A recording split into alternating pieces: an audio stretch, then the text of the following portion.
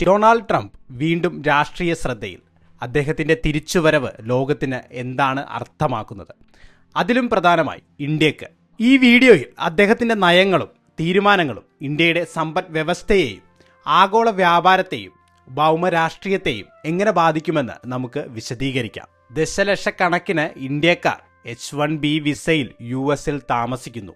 എന്നാൽ H-1B visa സമ്പ്രദായം തെറ്റായതും അന്യായവുമാണെന്ന് Donald Trump കരുതുന്നു. കാത്തിരിക്കുന്ന 1 ദശലക്ഷത്തിലധികം ഇന്ത്യക്കാരെ ട്രംപിന്റെ നയങ്ങൾ ബാധിക്കുമെന്ന് ഇതിനകം റിപ്പോർട്ടുകളുണ്ട്. അടുത്തിടെ നടന്ന അമേരിക്കൻ പ്രസിഡന്റ് തെരഞ്ഞെടുപ്പിൽ ഡൊണാൾഡ് ട്രംപ് ചരിത്ര വിജയം നേടിയിരുന്നു. അമേരിക്കയുടെ 47ാമത് പ്രസിഡന്റ് ഡൊണാൾഡ് ട്രംപ് വൈറ്റ് ഹൗസിലേക്ക് മടങ്ങിയെത്തുന്നു. 20 വർഷത്തിനിടെ ഇതാദ്യമായാണ് ഒരു റിപ്പബ്ലിക്കൻ പാർട്ടി പ്രസിഡന്റ് ജനകീയ വോട്ടിൽ വിജയിക്കുന്നത്. പോപ്പുലർ വോട്ട് എന്നാൽ വോട്ട് ഷെയറിലെ ഭൂരിപക്ഷം എന്നാണ് അർത്ഥമാക്കുന്നത്. കമല ഹാരിസിനേക്കാൾ ഉയർന്ന ശതമാനം അമേരിക്കക്കാരും ഡൊണാൾഡ് ട്രംപിന് വോട്ട് ചെയ്തു.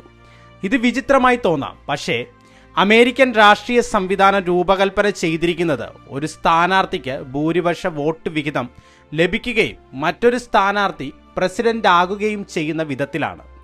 2016 തെരഞ്ഞെടുപ്പിൽ ഡൊണാൾഡ് ട്രംപിനേക്കാൾ 2.8 മില്യൺ വോട്ടുകൾ ഹിലരി ക്ലിന്റൺ നേടിയതോടെയാണ് ഇത് സംഭവിച്ചത്. വോട്ട് വിഹിതം നോക്കുമ്പോൾ ഹിലരി ക്ലിന്റൺ 48.2%, ഡൊണാൾഡ് ട്രംപ് 46.1% എന്നിവ നേടി. എന്നാൽ ഡൊണാൾഡ് ട്രംപ് ആ തിരഞ്ഞെടുപ്പിൽ വിജയിക്കുകയും പ്രസിഡന്റ് ആവുകയും ചെയ്തു. അതുപോലെ വീണ്ടും ഡൊണാൾഡ് ട്രംപ് വരികയാണ്. ഇന്ത്യയിലെ പ്രധാനമന്ത്രിയുടെ സ്ഥാനത്തിന് സമാനമായി അമേരിക്കൻ പ്രസിഡന്റിന്റെ സ്ഥാനം രാജ്യത്തെ ഏറ്റവും ശക്തമാണ്. ഇനി നമുക്ക് തിരഞ്ഞെടുപ്പിലേക്ക് മടങ്ങാം. ഓരോ 4 വർഷത്തിലും നവംബറിലെ ആദ്യ ചൊവ്വാഴ്ച അമേരിക്കക്കാർ അവരുടെ പ്രസിഡന്റിന് വോട്ട് ചെയ്യുന്നു. തെരഞ്ഞെടുപ്പിന് ഒരു ദിവസം മുമ്പ് കമല ഹാരിസിനെ അപേക്ഷിച്ച് ഡൊണാൾഡ് ട്രംപ് സ്വിംഗ് സ്റ്റേറ്റുകളിൽ 1.8% ലീഡ് നേടിയിരുന്നു. ഈ സംസ്ഥാനങ്ങൾ പ്രസിഡൻഷ്യൽ തെരഞ്ഞെടുപ്പിൽ നിർണായകമാണ്. കാരണം അവർക്ക് ഏതെങ്കിലും വിധത്തിൽ സ്വിംഗ് ചെയ്യാൻ കഴിയും. അതായത് അവർ ഒരു പാർട്ടിക്ക് സ്ഥിരമായി വോട്ട് ചെയ്യുന്നില്ല. അതാണ് സ്വിംഗ് സ്റ്റേറ്റ്സ് എന്നതുകൊണ്ട് ഉദ്ദേശിക്കുന്നത്. ഒക്ടോബർ മധ്യത്തിൽ നടന്ന റോയിട്ടേഴ്സ് വോട്ടെടുപ്പിൽ കമല ഹാരിസ് രാജ്യവ്യാപകമായി 1% മുന്നിലായിരുന്നു. ഈ കണക്കുകൾ വെച്ചാൽ ഇഞ്ചോടിഞ്ച് പോരാട്ടമാകുമെന്നായിരുന്നു പൊതുവെയുള്ള പ്രതീക്ഷ. പക്ഷേ അവസാനം ഈ തിരഞ്ഞെടുപ്പിൽ ഡൊണാൾഡ് ട്രംപ് 7 സ്വിംഗ് സ്റ്റേറ്റുകളും നേടിയതിനാൽ വിജയിച്ചു. തിരഞ്ഞെടുപ്പിൽ ജയിച്ചതുകൊണ്ട് മാത്രം ഈ പ്രക്രിയ അവസാനിക്കുന്നില്ല. ഡിസംബർ പകുതിയോടെ പ്രസിഡന്റിനെയും വൈസ് പ്രസിഡന്റിനെയും തിരഞ്ഞെടുക്കാൻ ഇലക്ടർമാർ വോട്ട് ചെയ്യും. ജനുവരി ആദ്യം ഈ വോട്ടുകൾ കോൺഗ്രസിന് എണ്ണാൻ അയക്കും. ഹൗസിലെയും സെനറ്റിലെയും അംഗങ്ങൾ ഈ വോട്ടുകൾ എണ്ണും. അങ്ങനെ ജനുവരി 20 ഡൊണാൾഡ് ട്രംപ് അമേരിക്കയുടെ പുതിയ പ്രസിഡന്റായി സ്ഥാനമേൽക്കുന്നു. ഡൊണാൾഡ് ട്രംപിന്റെ പ്രസിഡന്റ് സ്ഥാനം ഇന്ത്യയെയും ലോകത്തെയും എങ്ങനെ ബാധിക്കുമെന്നതാണ് അടുത്ത ചോദ്യം. 2 രാഷ്ട്രപതി സ്ഥാനാർത്ഥികൾക്കും ഇന്ത്യയുമായി ബന്ധമുണ്ട് എന്നതാണ് മറ്റൊരു കാര്യം. കമല ഹാരിസിന്റെ അമ്മ തമിഴ്നാട്ടിൽ നിന്നുള്ളവളായിരുന്നു. അതേസമയം ട്രംപിന്റെ വൈസ് പ്രസിഡന്റ് നോമിനി JD വാൻസിന് ഭാര്യ ഉഷ വാൻസ് വഴി ആന്ധ്രാപ്രദേശുമായി കുടുംബ ബന്ധമുണ്ട്. പ്രചാരണ വേളയിൽ ഡൊണാൾഡ് ട്രംപിന്റെ പ്രധാന പ്രശ്നങ്ങളിലൊന്ന് അനധികൃത കുടിയേറ്റമായിരുന്നു. ജോ ബൈഡന്റെ ഭരണത്തിന് കീഴിൽ അത് കുതിച്ചുയർന്നതായി അവകാശപ്പെട്ട് അനധികൃത കുടിയേറ്റം അവസാനിപ്പിക്കുമെന്ന് അദ്ദേഹം വാഗ്ദാനം ചെയ്തു. വാസ്തവത്തിൽ കഴിഞ്ഞ വർഷം ഏകദേശം 1100 അനധികൃത കുടിയേറ്റക്കാരെ ഇന്ത്യയിലേക്ക് തിരിച്ചയച്ചിരുന്നു. ഈ വ്യക്തികളിൽ പലരും അനധികൃതമായി US-ൽ എത്താൻ ഡങ്കി വഴി സ്വീകരിച്ചു. ഇത് നിയമവിരുദ്ധ കുടിയേറ്റ സാങ്കേതികതയെ സൂചിപ്പിക്കുന്നു. പ്രത്യേകിച്ച് United States, Canada, United kingdom, Australia തുടങ്ങിയ രാജ്യങ്ങളിൽ സാധാരണയായി കപ്പലുകളിലോ ട്രക്കുകളിലോ ചരക്ക് കണ്ടെയ്നറുകളിലോ രഹസ്യമായോ പലപ്പോഴും അപകടകരമായ മാർഗങ്ങളിലൂടെയും ഈ രാജ്യങ്ങളിലേക്ക് പ്രവേശിക്കാൻ ശ്രമിക്കുന്ന ആളുകൾ ഇതിൽ ഉൾപ്പെടുന്നു. എന്നാൽ നിയമപരമായ കുടിയേറ്റത്തിന് പോലും ഡൊണാൾഡ് ട്രംപ് അതിനെ അനുകൂലിക്കുന്നില്ല. 2016നും 2020നും ഇടയിൽ ട്രംപ് പ്രസിഡന്റ് ആയിരിക്കുമ്പോൾ അദ്ദേഹത്തിന്റെ ഭരണകൂടം US കമ്പനികൾക്ക് H-1B വിസ ലഭിക്കുന്നത് പ്രയാസകരമാക്കുന്ന നടപടികൾ സ്വീകരിച്ചു. ഇത് ജീവനക്കാർക്കുള്ള 3 വർഷത്തെ താൽക്കാലിക തൊഴിൽ വിസയായിരുന്നു. ഇത് 6 വർഷത്തേക്ക് നീട്ടാവുന്നതുമാണ്. നിരവധി ഇന്ത്യൻ തൊഴിലാളികൾ ഈ വിസയിൽ അമേരിക്കയിൽ ജോലി ചെയ്യുന്നു. വാസ്തവത്തിൽ 2023 ഡാറ്റ അനുസരിച്ച് H-1B അംഗീകാരങ്ങളിൽ 72.3% ഇന്ത്യക്കാർക്കുള്ളതായിരുന്നു. ട്രംപിന്റെ ഭരണത്തിന് കീഴിൽ വിസ നിരസിക്കുന്നവരുടെ നിരക്ക് ക്രമാതീതമായി വർദ്ധിച്ചു. 2016 H1B നിരസിക്കൽ നിരക്ക് ഏകദേശം 6%. എന്നാൽ 2018 ആയപ്പോഴേക്കും അത് 24%. കൂടാതെ ട്രംപ് ആപ്ലിക്കേഷൻ ചെലവ് ഉയർത്തുകയും പ്രക്രിയ കൂടുതൽ സങ്കീർണമാക്കുകയും ചെയ്തു. H1B വിസയെ അമേരിക്കൻ അഭിവൃദ്ധിയുടെ മോഷണമാണെന്ന് വിശേഷിപ്പിച്ച അദ്ദേഹം തന്റെ കാഴ്ചപ്പാടുകൾ വളരെ തുറന്നു പറഞ്ഞു. അമേരിക്കൻ പൗരന്മാരും സ്ഥിര താമസക്കാരും തങ്ങളുടെ കുടുംബാംഗങ്ങളെ അമേരിക്കയിലേക്ക് കൊണ്ടുവരാൻ ആഗ്രഹിക്കുന്നുവെങ്കിൽ ട്രംപിന്റെ ഭരണത്തിന് കീഴിൽ കുടുംബ പുനരേകീകരണത്തിന് എടുക്കുന്ന സമയം കൂടുതൽ നീണ്ടു നിൽക്കും. മറിച്ചാണ് കമലാ ഹാരിസ് വാഗ്ദാനം ചെയ്തത്. നിയമപരമായ കുടിയേറ്റം ലളിതമാക്കുന്നതിനെക്കുറിച്ചും കുടുംബ പുനരേകീകരണത്തിനായി പരിഷ്കാരങ്ങൾ കൊണ്ടുവരുന്നതിനെക്കുറിച്ചും അവർ സംസാരിച്ചു. അടുത്ത വലിയ പ്രശ്നം സമ്പദ് വ്യവസ്ഥയും പണപ്പെരുപ്പവുമാണ്. ഇത് ട്രംപിന്റെ പ്രചാരണ കാലത്ത് ഏറ്റവും ജനപ്രിയമായ പ്രശ്നമായിരുന്നു. പണപ്പെരുപ്പം കുറയ്ക്കുമെന്ന് അദ്ദേഹം വാഗ്ദാനം ചെയ്തിരുന്നു. ഞാൻ പണപ്പെരുപ്പം അവസാനിപ്പിക്കും, നമ്മുടെ രാജ്യത്തേക്ക് വരുന്ന കുറ്റവാളികളുടെ അധിനിവേശം ഞാൻ തടയും എന്ന് അദ്ദേഹം വ്യക്തമാക്കിയിരുന്നു. അതേസമയം ഇന്ത്യയിലേക്ക് ഇറക്കുമതി ചെയ്യുന്ന അമേരിക്കൻ ഉൽപ്പന്നങ്ങൾക്ക് ഉയർന്ന തീരുവ ചുമത്തുന്നതിനെക്കുറിച്ച് അദ്ദേഹം ആശങ്ക പ്രകടിപ്പിച്ചു. ഹാർലി ഡേവിഡ്സൺ ബൈക്കുകളുടെ താരിഫ് കുറയ്ക്കണമെന്ന് അദ്ദേഹം ഇന്ത്യയോട് ആവശ്യപ്പെട്ടിരുന്നു. അമേരിക്കൻ ഉൽപ്പന്നങ്ങൾക്കും സേവനങ്ങൾക്കും ഉയർന്ന നികുതി ചുമത്തുന്ന രാജ്യങ്ങൾക്ക് പിഴ ചുമത്തുന്ന അമേരിക്ക ഫസ്റ്റ് എന്ന തന്ത്രം അദ്ദേഹം മുന്നോട്ട് കൊണ്ടുപോകുമെന്ന് അദ്ദേഹത്തിന്റെ അനുയായികൾ പ്രതീക്ഷിക്കുന്നു. എന്നാൽ ജോ ബൈഡന്റെ ഭരണകാലത്ത് ഇന്ത്യയും അമേരിക്കയും തമ്മിലുള്ള ഉഭയകക്ഷി വ്യാപാരം ഗണ്യമായി വളർന്നു.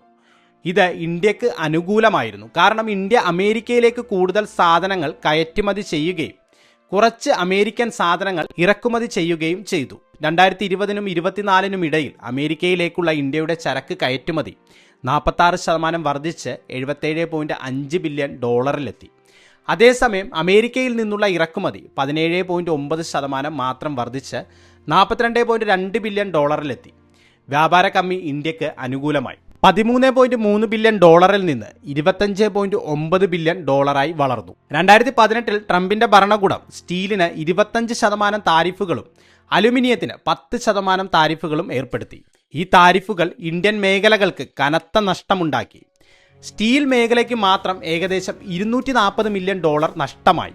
2023 ജോ ബൈഡൻ അധികാരത്തിലായിരുന്നപ്പോൾ താരിഫ് തർക്കം പരിഹരിച്ചു. 70% സ്റ്റീൽ താരിഫുകളും 80% അലൂമിനിയം താരിഫുകളും വെട്ടിക്കുറച്ചു. ട്രംപ് വീണ്ടും അത് ചെയ്യുമോ? നമുക്ക് കാത്തിരുന്ന് കാണേണ്ടി വരും.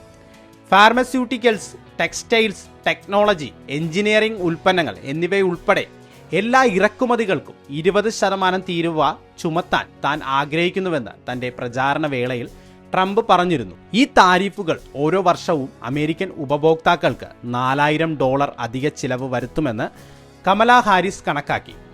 അമേരിക്കൻ പൊതുജനങ്ങൾക്ക് എന്താണ് നല്ലത് എന്നതിനെക്കുറിച്ച് ഞാൻ അഭിപ്രായം പറയുന്നില്ല. എന്നാൽ കമലാ ഹാരിസ് പദ്ധതികളിൽ പാർപ്പിടം, ആരോഗ്യ സംരക്ഷണം, ശിശു സംരക്ഷണം, വിദ്യാഭ്യാസം എന്നിവയ്ക്കായി കൂടുതൽ ചെലവഴിക്കാൻ പരാമർശിച്ചു എന്നത് വാസ്തവമാണ്. കോർപ്പറേറ്റ് നികുതി നിരക്ക് 21% നിന്ന് 28% ഉയർത്തി.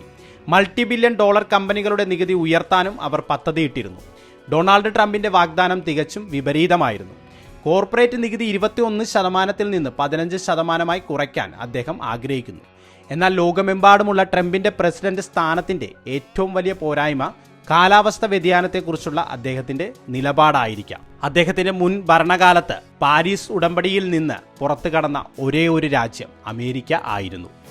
കൽക്കരി ഉപയോഗിച്ചുള്ള പവർ പ്ലാന്റുകളുടെ എമിഷൻ മലിനീകരണ മാനദണ്ഡങ്ങളും അദ്ദേഹം അഴിച്ചുവിട്ടു. ഇത്തവണയും പാരീസ് കാലാവസ്ഥ കരാറിൽ നിന്ന് വീണ്ടും പുറത്തു കടക്കുന്നതിനെക്കുറിച്ച് അദ്ദേഹം പരാമർശിച്ചു.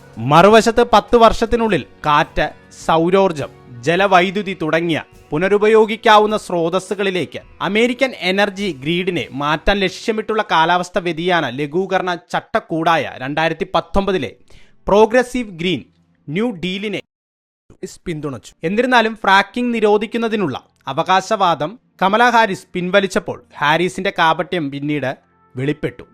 ഒരു ഘട്ടത്തിൽ മലിനീകരണത്തിന് കാരണമായ എണ്ണ കമ്പനികളെ പ്രോസിക്യൂട്ട് ചെയ്യുന്നതിനെക്കുറിച്ച് അവർ സംസാരിച്ചു. എന്നാൽ അമേരിക്കയിലെ റെക്കോർഡ് എണ്ണ ഉൽപ്പാദനത്തെ അവർ പ്രശംസിക്കുകയും ചെയ്തു. ഇത് അർത്ഥമാക്കുന്നത് എന്താണ്? നിങ്ങൾ എന്ത് ചിന്തിക്കുന്നു? ഏത് പ്രസിഡന്റ് സ്ഥാനാർത്ഥി ഗ്രഹത്തിനും പരിസ്ഥിതിക്കും കൂടുതൽ ദോഷകരമാണെന്ന് പ്രവചിക്കാൻ പ്രയാസമാണ്. എന്നാൽ ഒരു കാര്യം വ്യക്തമാണ്, ഡൊണാൾഡ് ട്രംപിന്റെ മനോഭാവം തുടർന്നാൽ അമേരിക്കയുണ്ടാക്കുന്ന മലിനീകരണത്തിന്റെയും കാർബൺ പുറന്തള്ളലിന്റെയും നാശത്തിന്റെ ഭാരം ലോകം മുഴുവൻ വഹിക്കേണ്ടി വരും. നിങ്ങളുടെ അഭിപ്രായം എന്താണ്? അടുത്ത 4 വർഷത്തിനുള്ളിൽ ഡൊണാൾഡ് ട്രംപ് ലോകത്തെ എങ്ങനെ സ്വാധീനിക്കും? എന്റെ അഭിപ്രായത്തിൽ രാഷ്ട്രീയ ഭൂപ്രകൃതി ഇന്നത്തേതിൽ നിന്ന് തികച്ചും വ്യത്യസ്തമായേക്കാം. രാജ്യത്തിന്റെ വെല്ലുവിളികൾ, സാങ്കേതിക വിദ്യകൾ, ആഗോള ബന്ധങ്ങൾ എന്നിവ വികസിച്ചിട്ടുണ്ടാകാം. രാജ്യത്തിന്റെ നീണ്ട ചരിത്രത്തിലേക്ക് സംഭാവന ചെയ്ത നിരവധി വ്യക്തികളിൽ ഒരാളായിരിക്കാം ട്രംപ്. തന്റെ മുൻകാല കാലയളവിൽ അദ്ദേഹം ഉയർത്തിയ നയങ്ങളും മൂല്യങ്ങളും പ്രശ്നങ്ങളും കാലക്രമേണ വികസിച്ചേക്കാം. എലോൺ മസ്കിന്റെ ആശയങ്ങൾക്ക് സമാനമായി സാങ്കേതിക വിദ്യ, ബഹിരാകാശ പരിവേഷണം, ശുദ്ധമായ ഊർജം എന്നിവയിൽ അദ്ദേഹം ശ്രദ്ധ കേന്ദ്രീകരിക്കും. ട്രംപ് പുതിയ ഡിജിറ്റൽ പ്ലാറ്റ്ഫോമുകളുടെ ഉപയോഗം പ്രോത്സാഹിപ്പിക്കാം. ഒരുപക്ഷെ വെർച്വൽ റിയാലിറ്റി അല്ലെങ്കിൽ ഓഗ്മെന്റഡ് റിയാലിറ്റി എന്നിവയിലൂടെ ബഹിരാകാശ ദൗത്യങ്ങൾക്കും ചൊവ്വ പരിവേഷണത്തിനും വേണ്ടി പ്രേരിപ്പിക്കുന്നതിന് സ്പേസ് എക്സ് പോലുള്ള കമ്പനികളുമായി പ്രവർത്തിക്കാനും സാധ്യത കൂടുതലാണ്. ഭാവിയിലേക്കുള്ള മസ്കിന്റെ കാഴ്ചപ്പാട് പോലെ ഗതാഗതം, നിർമ്മാണം തുടങ്ങിയ വ്യവസായങ്ങളിൽ AI ഓട്ടോമേഷൻ എന്നിവയുടെ ഉപയോഗത്തിനും അദ്ദേഹം മുൻഗണന നൽകിയേക്കാം. ട്രംപിന്റെ കീഴിൽ ചൈനയ്ക്കെതിരെ US കടുത്ത നിലപാട് സ്വീകരിച്ചു, പ്രത്യേകിച്ച് വ്യാപാര സുരക്ഷാ കാര്യങ്ങളിൽ. ഇത് ഇന്ത്യയുമായുള്ള തന്ത്രപരമായ വിന്യാസമായി കാണപ്പെട്ടു. മേഖലയിൽ ചൈനയുടെ വർദ്ധിച്ചുവരുന്ന സ്വാധീനത്തെക്കുറിച്ചുള്ള ഇരു രാജ്യങ്ങളുടെയും ആശങ്കകൾ കണക്കിലെടുത്ത് ട്രംപ് അധികാരത്തിൽ തിരിച്ചെത്തിയാൽ ചൈനയുടെ ഉയർച്ചയെ ചെറുക്കുന്നതിൽ ശക്തമായ പിന്തുണ നേടിയെടുക്കാൻ സാധ്യതയുള്ള ഈ നിലപാടിൽ നിന്ന് ഇന്ത്യക്ക് നേട്ടം തുടർന്നുകൊണ്ടേയിരിക്കും. ഇന്ത്യക്ക് സാമ്പത്തിക അവസരങ്ങൾ പ്രയോജനപ്പെടുത്താനും ചൈനയോടുള്ള കടുത്ത നിലപാടിൽ നിന്ന് പ്രയോജനം നേടാനും കഴിയുമെങ്കിൽ ട്രംപിന്റെ തിരിച്ചുവരവ് ഒരു വിജയമായിരിക്കും. എന്നാൽ അദ്ദേഹത്തിന്റെ നേതൃത്വത്തിന്റെ പ്രവചനാതീത ആഗോള ബന്ധങ്ങളിൽ അസ്ഥിരത ഉണ്ടാക്കുന്നുവെങ്കിൽ അത് ഒരു വെല്ലുവിളിയാകും. ഒരു കാര്യം തീർച്ചയാണ്, ട്രംപ് മടങ്ങിയെത്തുമ്പോൾ മാറിക്കൊണ്ടിരിക്കുന്ന ആഗോള ഭൂപ്രകൃതിയിൽ ഇന്ത്യ തയ്യാറായി നിലകൊള്ളേണ്ടി വരും. ഈ വീഡിയോ അവസാനിപ്പിക്കട്ടെ. ഇഷ്ടപ്പെട്ടെങ്കിൽ ഷെയർ ചെയ്യാൻ മറക്കരുത്.